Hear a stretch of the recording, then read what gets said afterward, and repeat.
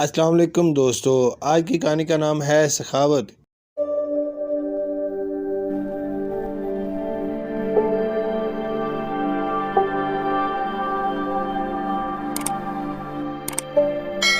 میری گاڑی بہت پرانی ہو چکی ہے، اس وجہ سے آئے دن خراب ہوتی رہتی ہے۔ اس دن بھی ایسا ہی ہوا، گاڑی خراب تھی، اس لیے مجھے جیسے ہی تنخواہ ملی میں گاڑی کو اپنے مکینک کے پاس لے گیا۔ مہنگائی اتنی ہے کہ بہت دیکھ بھال کر خرچ کرنا پڑتا ہے۔ مکینک تو بہت مصروف تھا، اس لیے اس نے گاڑی اپنے ایک شاگرد کے حوالے کر دی اور میرے پاس آ کر آہستہ سے کہا، نجم صاحب، لڑکا نیا ہے لیکن اپنے کام میں ماہر ہے، بہت غریب ہے، اس لیے میں نے کام پر رکھ لیا ہے۔ مجھے تو کام سے دلچسپی تھی، چاہے کوئی بھی کرے۔ لڑکا گاڑی کی مرمت کرنے میں مصروف ہو گیا۔ میں کھڑا اس کو دیکھ رہا تھا، وہ واقعی بہت مہارت سے کام کر رہا تھا۔ تھوڑی دیر بعد بات چیت شروع ہو گئی۔ وہ بہت غریب تھا، ماں گھروں میں کام کرتی تھی، باپ بے چارہ فالج کا شکار تھا اور کوئی کام نہیں کر سکتا تھا۔ ایک بہن تھی جس کی شادی کرنا تھی، اس کی شادی کے لیے پیسے بھی جمع کرنا تھے۔ میں اس کی باتیں سنتا رہا اور اس پر ترس کھاتا رہا۔ اچانک آواز آئی، اللہ کے نام پر کچھ دے دے بیٹا۔ دیکھا تو ایک فقیرنی تھی جس کا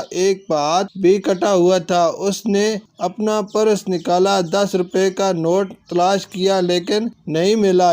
نہ میرے پاس سکے تھے۔ معاف کرنا اماں، میں نے کہا اور سوچنے لگا کہ میں تو خود مہنگائی کا مارا ہوں، میں زیادہ پیسے بھیک میں نہیں دے سکتا۔ فقیرنی اداس ہو کر آگے بڑھ گئی۔ مکینک لڑکے نے جب اسے جاتے دیکھا تو آواز دے کر روکا، اماں رکو۔ فقیرنی ٹھہر گئی اور لڑکے نے جلدی سے اپنی جیب سے 50 روپے کا نوٹ نکال کر فقیرنی کے حوالے کر دیا۔ فقیرنی خوش ہو گئی اور اس کو دعا دیتی ہوئی وہاں سے چلی گئی۔ میں اس غریب مکینک لڑکے کو حیرت سے دیکھنے لگا۔